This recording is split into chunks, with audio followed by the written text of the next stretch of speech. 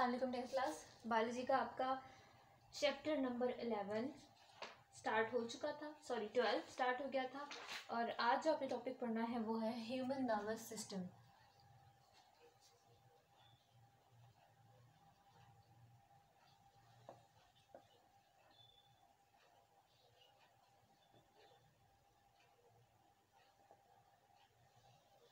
ठीक है, एनिमल का एज ए रिप्रेजेंटेटिव हमने लिया है यहाँ पे ह्यूमन को।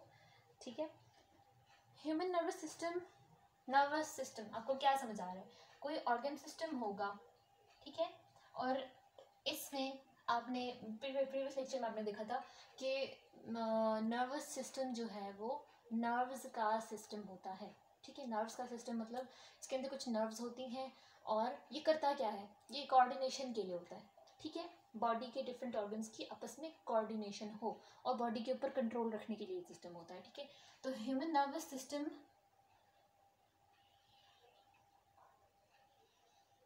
अगर हम डिफाइन करना चाहें तो हम क्या कहेंगे? नर्वस सिस्टम क्या चीज़ है? System, organ system which comprises of different nerves plus the coordinators. ठीक है, कोऑर्डिनेटर्स क्या थे? वो ऑर्गन्स थे जो कि किसी सेंसरी इंफॉर्मेशन को, यानी जो आपको स्टिमुलस मिला था उस इंफॉर्मेशन को एनालाइज करके इफेक्टर्स को ऑर्डर करते थे टू डू एन एक्शन। ठीक है, कोऑर्डिनेटर्स वो थे। तो नर्वस सिस्टम क्या है? It is the collection of nerves. Nerves क्या होते हैं? Just message career.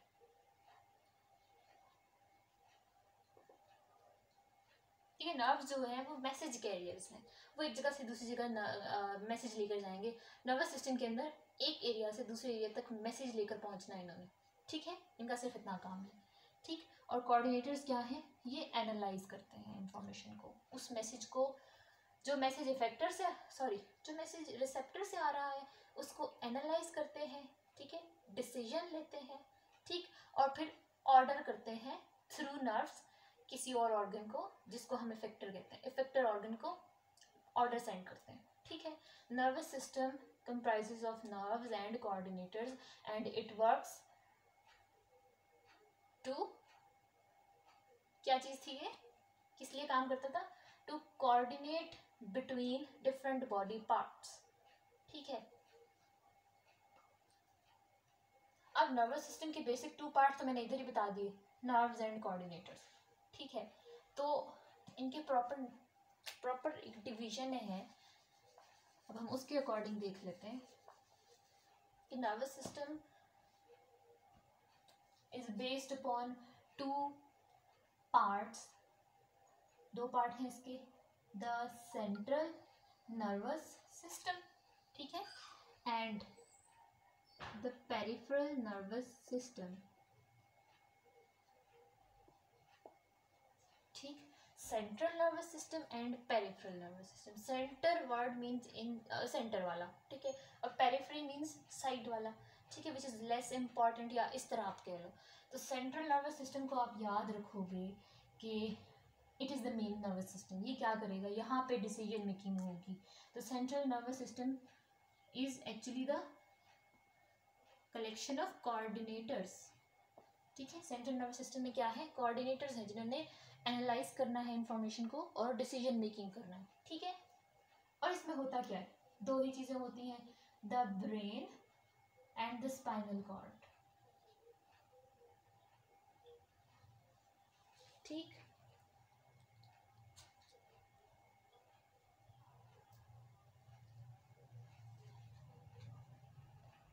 ब्रेन का तो हमें पता है, एक ऑर्गन है सॉफ्ट सा जो कि हमारी स्कल के अंदर है। ठीक है, लेकिन स्पाइनल कॉर्ड क्या है ये भी ऑलमोस्ट सबको ही पता होगा, लेकिन आप लोग इसको रिकॉल कर लो।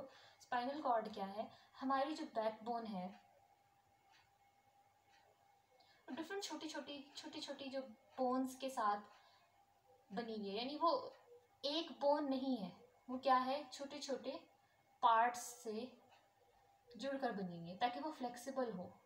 ठीक है, ताकि वो मूवमेंट हमें अलाउ कर सके। ठीक, तो इन स्मॉल बोन्स के अंदर, बोन्स के सेंटर में एक हॉलो एरिया है, खाली एरिया है, जिसके अंदर एक सॉफ्ट सी ट्यूब होती है, ठीक है, सॉफ्ट फ्लेशी सी ट्यूब होती है वाइटिश कलर में, ठीक है। उस ट्यूब को हम कहते हैं द स्पाइनल कॉर्ड। कहाँ होती है? हमारी ब्रेन की, हमारे स्कल की बेस में से स्टार्ट होती है, यानी हमारे हेड के लोअर पार्ट से स्टार्ट होती है, नेक से स्टार्ट होती है और कहाँ तक जाती है? पूरी हमारी वर्टेब्रल कॉलम के अंदर होती है वो, ठीक है। तो spinal cord central nervous system का ही पार्ट है। It extends from the last part of brain to the whole vertebral column, ठीक है। और ये जो वर्टिब्रल कॉलम होता है ये इसी को सराउंड कर रहा होता है, ठीक है। पेरिफेरल नर्वस सिस्टम क्या चीज़ है? सपोज के ये हमारा ब्रेन है, ठीक है, सपोज ये हमारा ब्रेन है और यहाँ से ये स्पाइनल कॉर्ड रन हो रहा है, ठीक है। तो पेरिफेरल नर्वस सिस्टम क्या होगा? इसमें सिर्फ नर्व्स होंगी। सेंट्रल नर्वस सिस्टम में कोऑर्डिनेटर मेंशन कर दिया ना हमने, तो इसमें जस्ट नर्व्स होंगी। नर्व्स क्या चीज़ थी? द मैसेज कैरियर्स, जो मैसेज को कैरी करेंगी, जस्ट उनका और कोई काम नहीं है, जस्ट मैसेज को ट्रांसफर करना है इधर से उधर, उधर से इधर, ठीक है। अब क्या होगा? ब्रेन और स्पाइनल कॉर्ड तो हो गए सेंट्रल नर्वस सिस्टम का पार्ट, तो ब्रेन से और स्पाइनल कॉर्ड से बहुत सारी नर्व्स निकलती हैं, ठीक है, छोटी छोटी नर्व्स होती हैं बहुत सारी, ठीक है। उनको हम कहते हैं, वो सारी जो नर्व्स हैं ना, जितनी भी नर्व्स ब्रेन और स्पाइनल कॉर्ड से ओरिजिनेट हो रही हैं और बॉडी में फैल रही हैं, वो जो नेटवर्क बना रही हैं, ठीक है, वो सारी नर्व्स को कलेक्टिवली हम कहते हैं पेरिफेरल नर्वस सिस्टम, ठीक है। और इसका क्या काम होता है? Just to carry messages towards the brain और अवे फ्रॉम द ब्रेन, ठीक है। हम एक और चीज़ देखते हैं कि जैसे हमने लास्ट टाइम किडनी का स्ट्रक्चर पढ़ा था, तो हमने देखा था कि किडनी का जो बेसिक स्ट्रक्चरल और फंक्शनल यूनिट था वो एक स्पेशलाइज्ड किस्म का स्ट्रक्चर था जो किडनी का फंक्शन परफॉर्म करता था, ठीक है। तो वो क्या था? नेफ्रॉन था। इसी तरह जो ब्रेन के सेल्स होते हैं वो बहुत मॉडिफाइड किस्म के होते हैं, स्पेशलाइज्ड किस्म के होते हैं, ठीक है। ब्रेन नहीं, nervous system, complete nervous system के जितने भी सेल्स होते हैं, जितने भी सेल्स से बना हुआ है, वो सारे सेल्स एक खास टाइप के होते हैं, उनको हम न्यूरॉन्स कहते हैं। दे आर स्पेशलाइज्ड सेल्स जो कि बेसिक स्ट्रक्चरल और फंक्शनल यूनिट है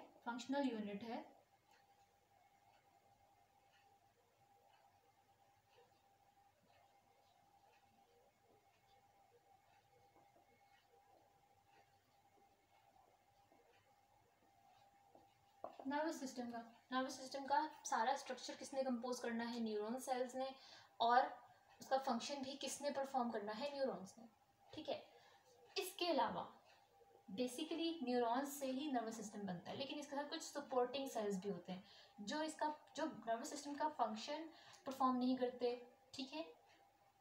नर्व्स को कंडक्ट कराना, मैसेज को लेकर जाना, लेकर आना, ये सब काम वो नहीं करेंगे, लेकिन जस्ट वो सपोर्ट करते हैं न्यूरॉन्स को, ठीक है। न्यूरॉन्स के कुछ सपोर्टिंग सेल्स भी होते हैं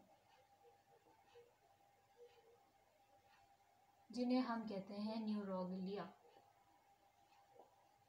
ठीक है, न्यूरोग्लिया सपोर्टिंग सेल, ठीक। इनका काम जस्ट सपोर्ट करना है न्यूरॉन के स्ट्रक्चर्स को, ठीक है। कहीं पे जस्ट प्रोटेक्शन करनी है, थोड़ा सा सपोर्ट करना है, ठीक। बाकी सारा नर्वस सिस्टम किस पे डिपेंड करता है? इन न्यूरॉन्स पे डिपेंड करता है, ठीक। तो न्यूरॉन का स्ट्रक्चर अब हम डिटेल में देखते हैं।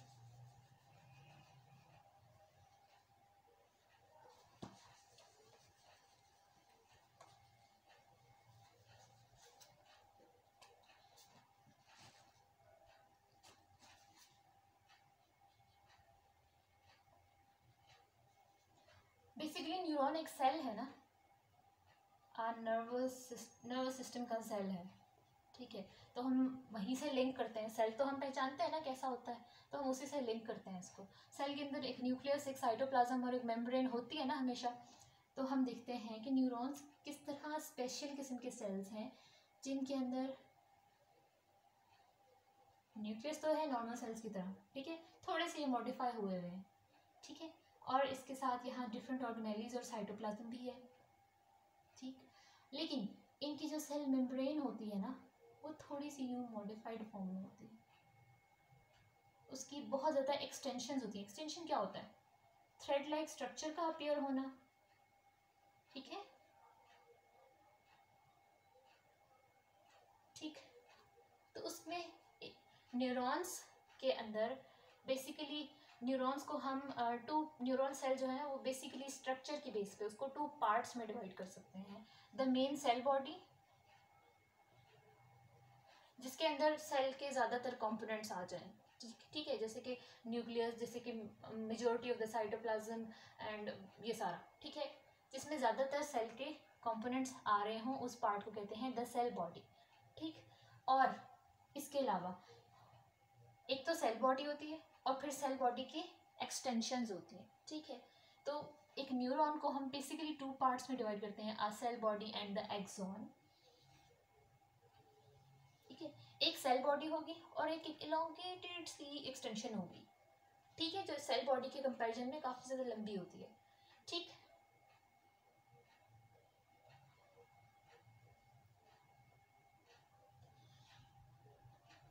इसको हम कहते हैं एक्सॉन, ठीक है, this elongated structure is called axon, ठीक।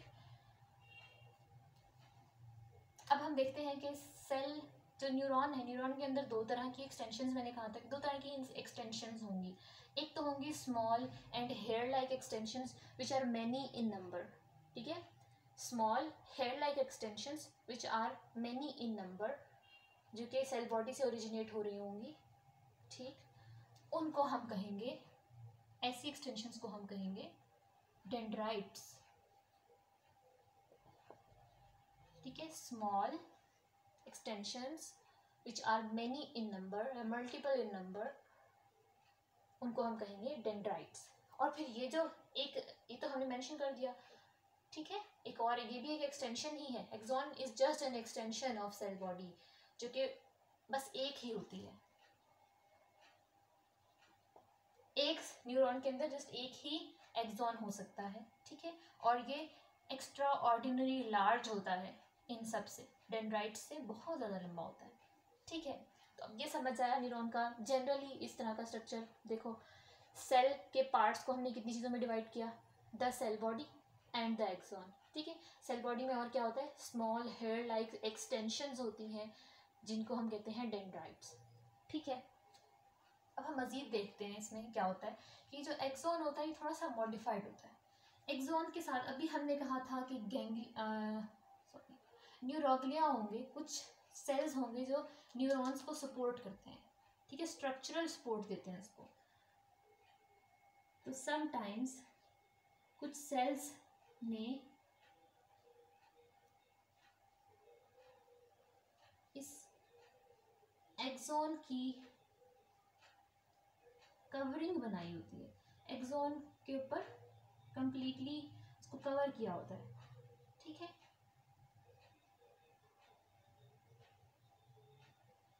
कुछ स्पेशलाइज्ड स्मॉल साइज्ड सेल्स ने इस एक्सॉन को कवर किया होता है, ठीक है।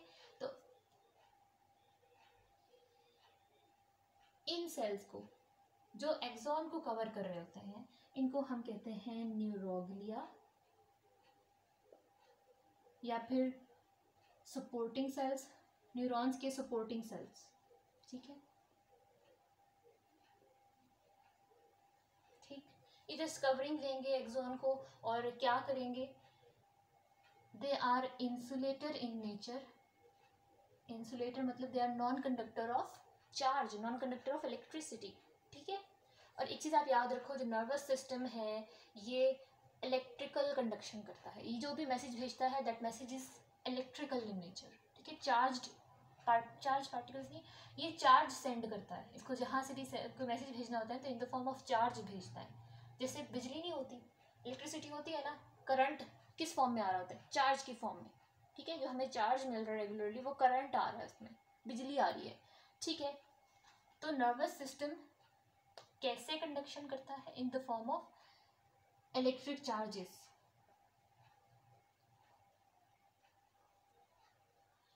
ठीक है, इसमें जितने भी मैसेजेस रिसीव होंगे, भेजे जाएंगे, वो सब किस फॉर्म में होंगे? इलेक्ट्रिक चार्जेस की फॉर्म में वो मैसेजेस होंगे। ठीक है, तो न्यूरोग्लिया का क्या फंक्शन है? न्यूरोग्लिया असल में एक इंसुलेटर है, इंसुलेटिंग मटेरियल है, जो कि non conductor for electric charges है, इलेक्ट्रिक चार्जेस को पास नहीं करेगा अपने अंदर से। ठीक है, तो जस्ट एक्सॉन को एफिशिएंट बनाने के लिए, to make the axon action या फंक्शन एफिशिएंट, ये न्यूरोग्लिया सेल्स जो होते हैं वो उसको कवर कर देते हैं। और फिर क्या होता है? कंप्लीटली कवर करेंगे। तो ये क्या हुआ? एक्सॉन का तो फंक्शन ही ब्लॉक हो जाना चाहिए, क्योंकि बीच में इंसुलेटर आ गया। ठीक है, अगर ये इंसुलेट हो जाएगा तो कोई मैसेज का यहाँ से यहाँ या यहाँ से यहाँ आ सकता है, एक्सॉन में से मैसेज ही पास नहीं होगा, क्योंकि मैसेजेस इलेक्ट्रिक चार्ज की फॉर्म में है, और ये तो इलेक्ट्रिक चार्ज को पास ही नहीं होने देगा न्यूरोग्लिया। ठीक है, तो क्या होगा? न्यूरोग्लिया के जो सेल्स होते हैं वो कुछ कुछ जगह पे कुछ कुछ गैप्स छोड़ देते हैं। जैसे ये मैंने गैप छोड़ा है, दिस इज द गैप जहाँ से एक्सॉन जो है वो अनकवर्ड है। ठीक है, वहाँ न्यूरोग्लिया की कवरिंग नहीं है, वहाँ इंसुलेशन नहीं है, सिंपल ये कहते हैं। यहाँ पे वो पॉइंट्स जहाँ पे इंसुलेशन नहीं होती, the points between the neuroglia, जहाँ पे इंसुलेशन नहीं होती, जहाँ पे एक्सॉन कंडक्शन कर सकता है, उनको कंडक्टिंग पॉइंट्स कह सकते हैं ना हम, तो उन पॉइंट्स को हम कहते हैं नोड्स। ठीक है, और नोड्स ऑफ रेनवियर कहते हैं इसको। ठीक, conducting points between the neuroglia on the axon are called nodes of Ranvier. ठीक है, और ये जो नोड्स ऑफ रेनवियर हैं, इनका क्या फंक्शन है? जब एक्सॉन इंसुलेट हुआ है, ठीक है, तो तब उसमें से इलेक्ट्रिक करंट या इलेक्ट्रिक चार्ज या इलेक्ट्रिक मैसेज कैसे पास करेगा? Through these nodes of Ranvier's. ये इतने करीब होते हैं एक दूसरे के कि अगर यहाँ पे सपोज इस सेल ने पॉजिटिव चार्ज यहाँ पे भेजा है, और सपोज एक चार्ज भेजा है पॉजिटिव नेचर का, ठीक है, मैं प्लस से इसको डिनोट करती हूँ, चार्ज यहाँ तक आया। ठीक है, अब उसे यहाँ से पूरा मूव करना था, लेकिन क्या हो गया? आगे तो इंसुलेटर है, वो तो यहाँ से पास ही नहीं कर सकता, तो क्या करेगा? ये एरिया एक दूसरे के बहुत करीब हैं, इतने करीब हैं कि अगर यहाँ पे अगर चार्ज है, that charge can jump to this side.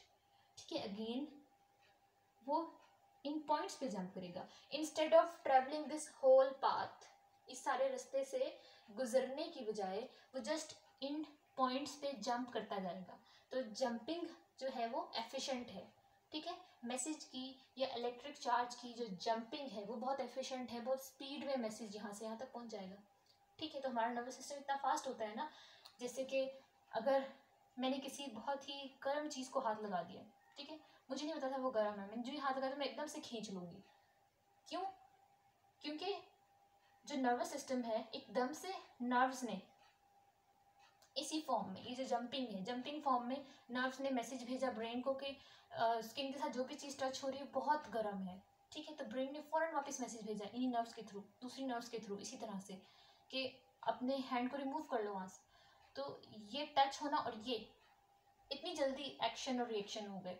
ठीक है, तो इस तरह फास्ट एक्शन और रिएक्शन को पॉसिबल बनाने के लिए न्यूरॉन्स का ये स्ट्रक्चर होता है।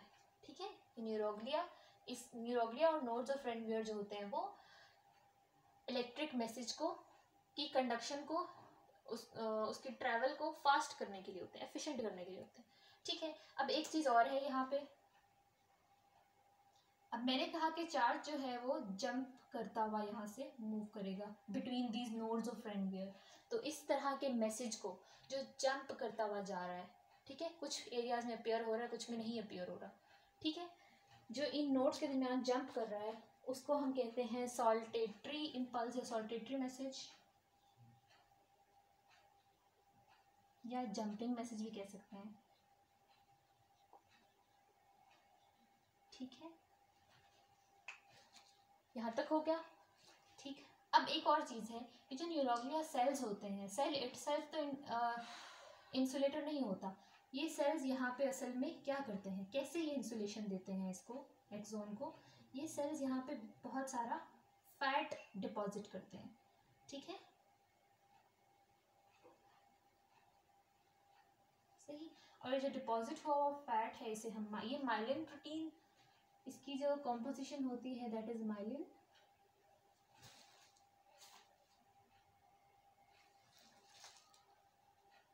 ठीक है। और इस सारी कवरिंग को, जो फैट की कवरिंग हो गई है, इसको माइलिन शीद कहते हैं, ठीक है। माइलिन इसकी कॉम्पोजिशन है फैट की, ठीक, ठीक है। यहाँ तक न्यूरॉन का स्ट्रक्चर कंप्लीट हो गया, ठीक है। एक बेसिक न्यूरॉन का ये जनरल स्ट्रक्चर है, ठीक है। थोड़ा थोड़ा ये भी मॉडिफाई हो जाता है, डेंड्राइट्स लॉन्ग हो जाएंगे, सेल बॉडी की प्लेसमेंट इस एंड पर है या इस एंड पर या सेंटर में है, ठीक है। बस इतनी इतनी मॉडिफिकेशन होंगी। अभी हम वो मॉडिफिकेशन देखते हैं।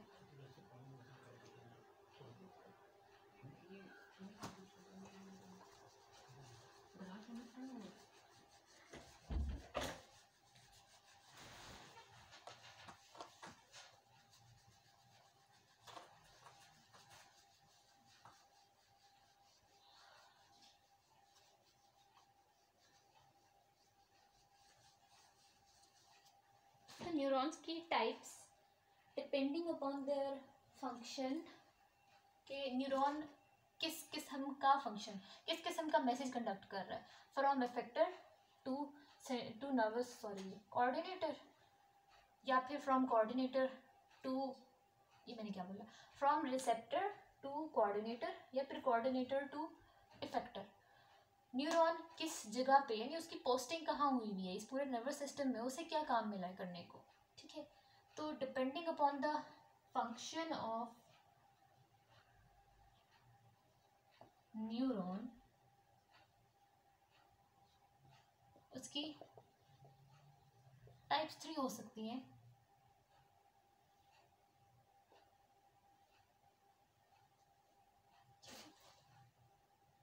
एक तो वो टाइप है जिसमें एक तो अगर तो वो message from a receptor to central nervous system लेके जा रहा है, ठीक है, यानी एक रॉ इंफॉर्मेशन लेके जा रहा है, सेंसरी इंफॉर्मेशन को लेके जा रहा है सेंस ऑर्गन से ब्रेन की तरफ, ताकि ब्रेन उसे एनालाइज कर सके, ठीक है। तो अगर तो वो ये काम कर रहा है तो हम उसे कहेंगे सेंसरी न्यूरॉन। सेंसरी न्यूरॉन कौन सा वाला होगा, इट कैरीज मैसेज फ्रॉम या सेंसरी इंफॉर्मेशन फ्रॉम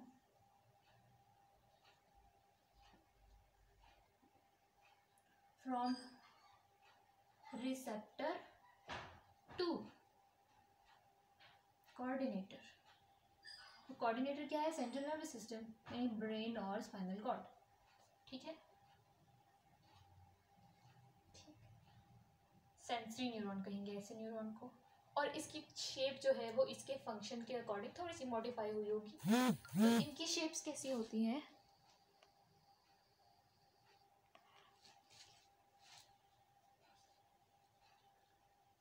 इनकी शेप किस तरह की होती है कि इनकी जो सेल बॉडी है ये यहाँ सेंटर में कहीं है, ठीक है। सेल बॉडी सेंटर में होती है और इनका एक ही डेंड्राइट होता है, एक ही एक्सॉन होता है, ठीक है। इनका एक ही डेंड्राइट होगा, एक ही एक्सॉन होगा, और cell body is somewhere in the centre of this structure, ठीक है।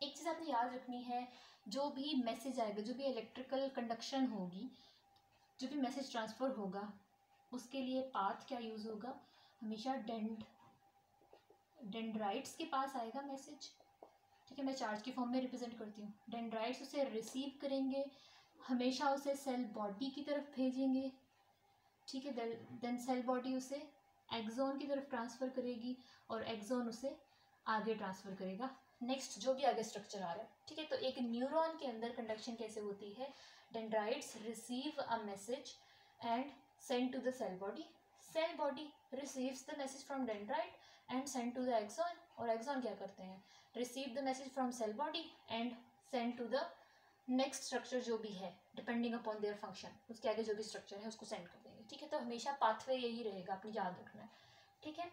तो अब यहाँ पे आप बता सकते हो कि सेंसरी न्यूरॉन्स में डेंड्राइट्स किस तरफ वाली एक्सटेंशन होगी, एक्सॉन कौन सी वाली एक्सटेंशन होगी। जाहिर है अगर इनको मैसेज डेंड्राइट ने ही हमेशा रिसीव करना है, ठीक है, एक न्यूरॉन के अंदर मैसेज हमेशा डेंड्राइट्स रिसीव करते हैं, एक्सॉन उसे आगे ट्रांसफर करते हैं, ठीक है। तो यहाँ पे सेंस ऑर्गन होगा ना, सेंस ऑर्गन की तरफ क्या होगा, सेंस ऑर्गन के करीब ये डेंड्राइट्स होंगे, ठीक है। मैं इसको डी से मेंशन कर देती हूँ, इसको ए से मेंशन करती हूँ, ठीक है। तो मैसेज आएगा डेंड्राइट्स में, डेंड्राइट्स उसे सेल बॉडी की तरफ भेजेंगे, सेल बॉडी एक्सॉन की तरफ, और एक्सॉन फर्दर आगे जहाँ भी इसको भेजना है, ठीक है। यहाँ तक काम खत्म सेंसरी न्यूरॉन का, ठीक है।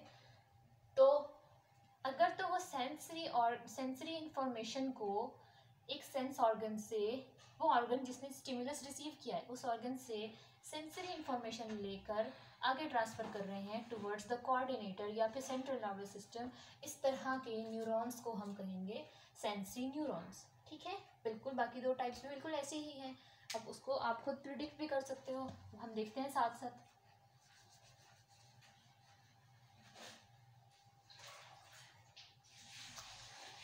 नेक्स्ट कौन से हो सकते हैं, मोटर न्यूरॉन। क्या मोटर न्यूरॉन्स यहाँ ड्रॉ करते हैं।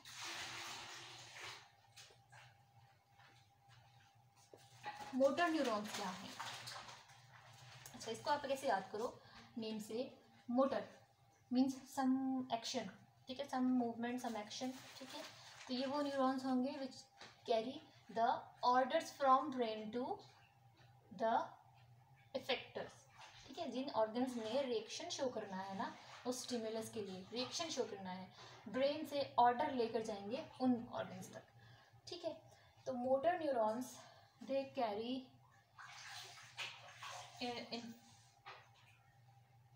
कैरी मैसेज फ्रॉम, कहाँ गया, फ्रॉम कोऑर्डिनेटर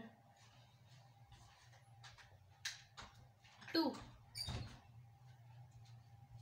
इफेक्टर ऑर्गन्स, ठीक है। ये कहाँ होते हैं, कोऑर्डिनेटर और इफेक्टर ऑर्गन के बीच में कहीं पे होंगे, और ये कोऑर्डिनेटर से मैसेज लेकर इफेक्टर ऑर्गन तक जाएंगे ताकि इफेक्टर ऑर्गन कोई भी एक्शन रिएक्शन दे सके, ठीक है। जो भी ब्रेन ने ऑर्डर किया है वो रिएक्शन ये शो कर सके, ठीक। तो इसमें क्या होगा, इसमें भी ये भी थोड़े से मॉडिफाइड हैं।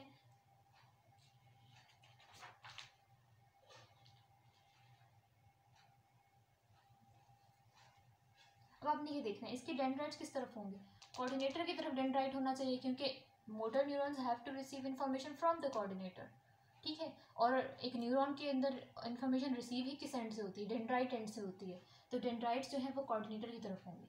इसके डेंड्राइट्स कहाँ थे, रिसेप्टर ऑर्गन्स की तरफ थे, ठीक है। तो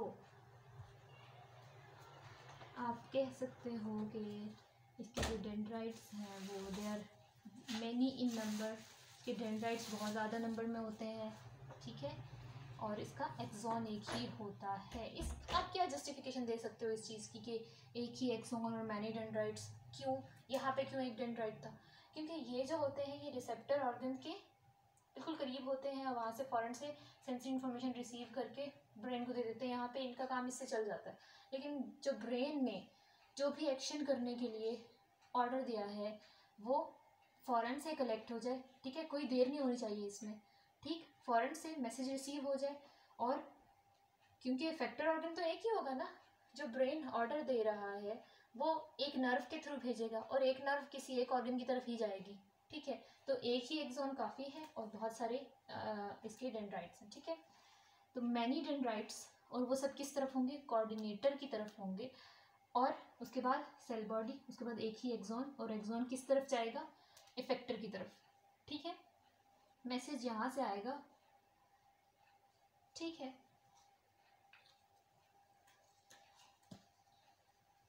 अब तीसरे टाइप के कौन से न्यूरॉन्स हो सकते हैं, हमने कहा कि सिर्फ नर्व्स नहीं, सारा का सारा नर्वस सिस्टम न्यूरॉन्स से बना हुआ है, तो ब्रेन और स्पाइनल कॉर्ड में भी तो न्यूरॉन ही होने चाहिए ना, ठीक है। जो कोऑर्डिनेटर है वो भी न्यूरॉन से ही बना होना चाहिए। तो एक और टाइप के न्यूरॉन्स हैं जिनको हम मिक्स्ड न्यूरॉन्स कहते हैं, जिनका फंक्शन जो होता है बेसिकली कैसा होता है, टू एनालाइज द इंफॉर्मेशन, ठीक है। ये हमारे ब्रेन और स्पाइनल कॉर्ड के अंदर होता है, ठीक है ना। ब्रेन और spinal cord is comprise of only mixed neurons. Mixed neurons क्यों? क्योंकि इन्हें एक तरफ से मैसेज रिसीव करना है, एनालाइज करना है, फिर दूसरी तरफ ट्रांसफ़र करना है, ठीक है। तो ये मिक्स्ड नेचर के होते हैं, ठीक है। इनके बहुत सारे, ये ज़्यादा एलोंगेटेड नहीं होते इन दोनों की तरह, क्योंकि इन्हें बहुत दूर दूर डिस्टेंस तक मैसेज लेके जाना है ना, तो ये थोड़े से स्मॉल साइज़ के होते हैं, इतने एलोंगेटेड नहीं होते। और इनके अंदर मैनी डेंड्राइट्स, मैनी एक्सॉन्स होते हैं, और कोई डिस्टिंक्शन नहीं होती कि ये एक डेंड्राइट है, ये एक्सॉन है, यानी जनरली आप कह सकते हो कुछ इस टाइप का, ठीक है। मैनी डेंड्राइट्स और मैनी एक्सॉन्स होते हैं इसके। और फंक्शन क्या है इसका? To analyse the information and to send the message to motor neurons, ठीक। इन दोनों को कनेक्ट भी करते हैं ये, ठीक है। अब हम इसको समराइज करते हैं। रिसेप्टर ऑर्गन के पास आया स्टिमुलस, स्टिमुलस डेंड्राइट्स ने रिसीव किया, वहाँ से वो एक्सॉन्स की तरफ गया। एक्सॉन के आगे क्या कनेक्टेड था? एक्सॉन कहाँ जाके अटैच होगा? To the dendrites of mixed neurons, यानी सेंट्रल नर्वस सिस्टम, ठीक है। उन्होंने मैसेज रिसीव किया, सेल बॉडी में मैसेज एनालाइज हुआ, मैं इसको ऐसे शो कर लेती हूँ, ठीक है। उसका प्रोसेस हो रहा है। उसके बाद उसने मैसेज को भेजा towards the dendrites of motor neurons. फिर मोटर न्यूरॉन्स ने क्या किया? फ़ौरन से वो मैसेज कहाँ ट्रांसफ़र किया? टू द अफेक्टर ऑर्गन, और फिर उस ऑर्गन ने रिस्पॉन्स शो किया, ठीक है।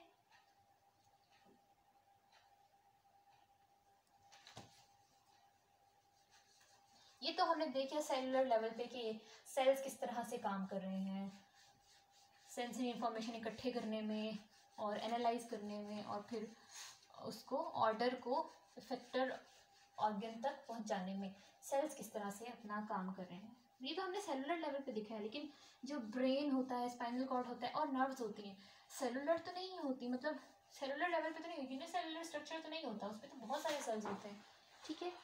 तो हम ये कहेंगे जो collection of similar type of neurons, एक ही टाइप के जो बहुत सारे न्यूरॉन्स हैं जो कोई एक ही फंक्शन परफॉर्म कर रहे हैं, एक ही तरह से अलाइन हुए हुए हैं, ठीक है, वो सब मिलकर एक स्ट्रक्चर जनरेट करते हैं जिसे हम नर्व कहते हैं, ठीक है। Collection of neurons, similar type of neurons को नर्व कहते हैं। और अब क्योंकि न्यूरॉन्स का फंक्शन डिफरेंट है, तो नर्व्स भी डिफरेंट डिफरेंट फंक्शन की होनी चाहिए ना, ठीक है।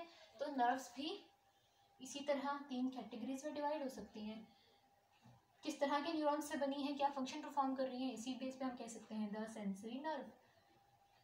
कौन सी नर्व? जो कि जिसमें सेंसरी न्यूरॉन्स हैं, और क्या है, सेंसरी न्यूरॉन्स के एक्सॉन्स से, मैंने क्या बताया था, जो सेंसरी न्यूरॉन्स होते हैं उनके एक्सॉन्स बहुत इलोंगेटेड होते हैं, ठीक है। तो जो नर्व सेंसरी न्यूरॉन्स के एक्सॉन्स से बनी हुई है, ठीक है, उसे हम कहेंगे द सेंसरी नर्व, ठीक है, एक्सॉन्स ऑफ सेंसरी न्यूरॉन, ठीक।